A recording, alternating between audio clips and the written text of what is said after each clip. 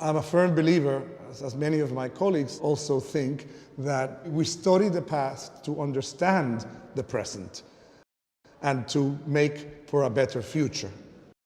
The Stavros Niarchos Foundation has sponsored many a work of conservation and restoration of ancient monuments in Greece proper. One thinks of the many theatres they have helped to conserve. These are structures that are to the open sky, and they need constant attention, making sure that they can still at times be even used for contemporary performances. All of us involved in museum work, in conservation and restoration, think of one of our most important roles as educating our community. Each generation sees something different in the past, and that's the way it should be. The beauty of it is that the more that you study a culture, the more you find out its diversity. The Met is incredibly grateful to Andreas Drakopoulos and the team at the Stavros Niarchos Foundation because they understood an exhibition like Pergamon and the art of the Hellenistic period.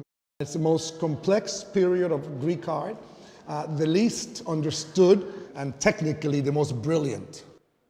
Philanthropy, if you look at it from the actual meaning of the words, philos and anthropos means friends to people or friends to humankind. I think philanthropy means giving back and helping others and society at large. My uncle Stavros Niarchos is the founder. It was in his will to form such a foundation and to be active around the world.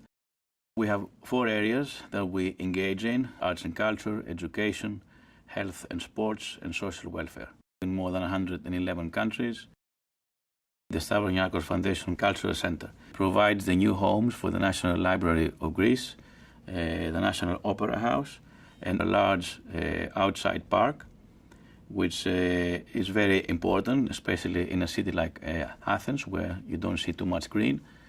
This project was decided before the crisis in Greece. And we decided very wholeheartedly to go ahead with the center because we believe that that can inspire and also can give hope. At the opening events, we had about 120,000 people in like four days.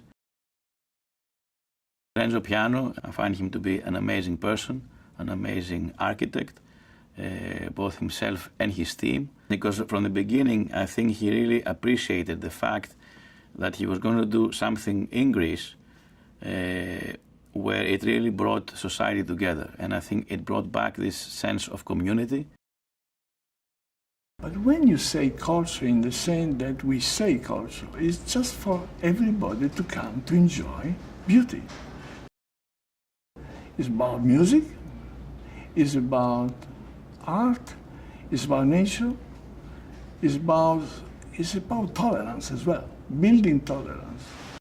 And of course, when you have a client that has excellence in the spirit, in the DNA, then it's a good starting point because, you know, making a building in the middle of a city is so historically important and so important for the community.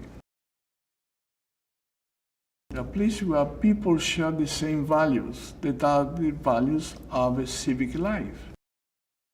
When you look to the architecture of Greece, it's stone, but it's so light, so brilliant, so sparkling, so fragmented, so vibrant. So, you know, this is the kind of inspiration. The best way to respect the past and the history is to belong to your time.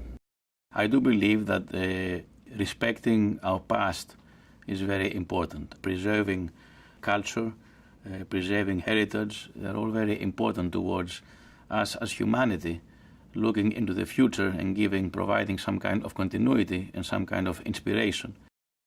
That place where you can see Athens, the Acropolis, all the city, and you see the sea, is magic because it's almost like connecting yourself to the rest of the world suddenly. It's a poetic connection.